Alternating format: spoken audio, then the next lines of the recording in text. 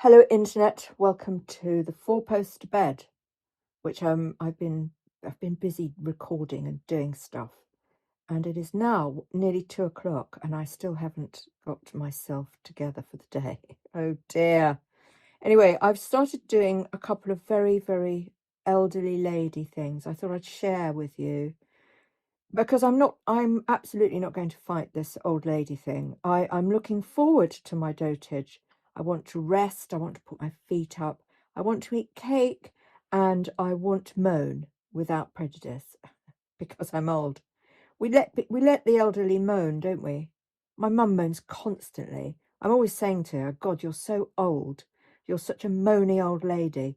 But I'm actually looking forward to getting there so that I can, forget the incessant voice in the back of your head saying, oh, you shouldn't complain too much, which women have, don't we? We have that from birth. And it takes years and years, and then finally you get rid of it, and it's like, yeah, why, I can moan and bitch as much as I like, because no one's going to take you seriously anyway. So who cares? I mean, there's pros and cons, guys. Pros and cons, obviously. Anyway, so I was at my daughter's, and we started drinking, because I've got a bladder complaint, my friends, which means I can no longer ingest caffeine. It's a no-go. Even a cup of tea, and it's problematic for the nethers. So I've given up coffee pretty much. I mean, I had a quarter of a cup yesterday, and when I go out sometimes with mum, I do have one, but I pay for it. But I'm prepared to take the pain for the gain, because it's only a little amount. So if it's not, progressively through the day, I was on 10, 15 cups a day. They were half cups though, but they had the same amount of, they had the same teaspoon in, because I really like strong coffee. So I don't suppose it made much difference. Anyway, so I was at my daughter's, and she said, would you like a cup of hot water? And I said, yes. So I think I talked about this in another podcast, so I won't go into the details. But anyway, I am now addicted to cups of hot water. So I'm on my fourth. Yeah, well, hey. And there's something about drinking a hot cup of water that makes you think that it's coffee. So, but the weird thing is, when you get towards the bottom, it gets colder quicker.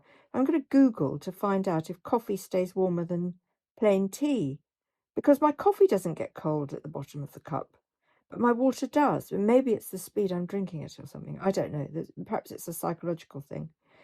Anyway, I feel really kind of new and refreshed, and it's like some kind of tonic, you know. And if you did listen to the other podcast, I went through the things that are beneficial, which are well researched and commented on via Google and chat. Oh, I've moved to Grok, by the way. I've dumped chat and I'm on to Grok now, who I prefer. Anyway, I do feel that I have a much, much better night's sleep. I couldn't get to sleep last night because I hadn't done any exercise, but once I got to sleep, it was a lovely deep sleep. And clearly this caffeine-free life has done something to my brain. I'm dreaming more. I mean, I still can't really remember them, but I wake up and I think, oh, that was a weird dream. And I think that's good for you, apparently, to dream. So, I'm not waking up. I'm waking up kind of naturally. Well, mind you, this morning I looked in the mirror. I thought, what's that? And there's a red mark on my head, like a sort of bruise or something. And I was thinking, so I said, well, I haven't done anything. I haven't been anywhere. I haven't banged into any low roofs or, anything like that. And I thought, it must be the bloody cat. The cat has jumped on me in the night. I mean, he does that. He does do that. Anyway, so the hot water now is my new thing. I'm wondering, what people will say when I go around the houses, which I don't do very often. And they say, would you like tea or coffee? And I say, oh, I'd like a cup of hot water, please. I mean, it's a bit knobby, isn't it? But I swear by it. I absolutely swear by it.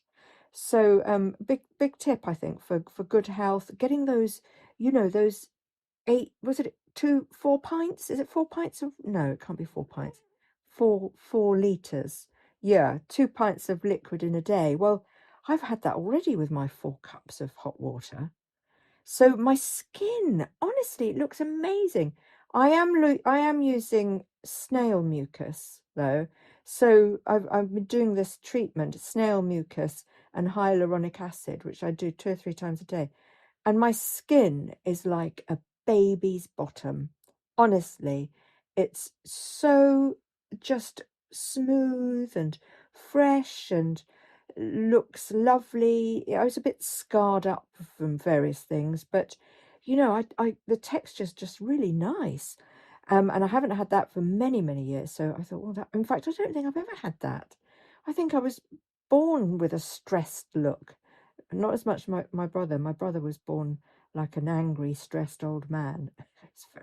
He's premature. Anyway, what's the other old lady thing I have? Tech phobia. I think everybody has tech phobia, don't they? Even young people. But I think as you get to a certain age, it gets a bit worse. I mean, I don't know. It's taken me 2-3 days to set up my new studio for the new TV and radio show, which I shall plug now, Lounges TV. Now, the other thing I was curious about or thinking about today, apart from fear of tech, which is a bit old ladyish. I mean, you know, they say ask a child, don't they, when you need to operate something like a video machine, or no, they don't have those anymore, but you know what I mean. A child always knows. And the other day, I gave my grandchild, well, lent him my iPad, the Procreate, which took me 2 years to learn, and he's whizzing away on it. I mean, he's only 7. It's like, blimey, that's so good. You know, you tell them something once and it's in, sunk in already, uh, saved to memory, saved to human memory. Anyway, so the fear of tech thing and the hot water are my 2 old lady traits today, but I've also have something else that I've been thinking about, and that is, you know, the internet and Google and chat and Grok and all of these places, they want to put women in a nice or under a nice label, a type. They want to typecast us. Google needs to typecast us so that they can sell us what they need us to buy. Right. But I'm thinking, the older I grow, the older I become, and the more developed my traits, if you like, because let's face it, the older you get, your traits become so ingrained they're impossible to alter. The less I want to, you know, define myself by in one word or one sentence.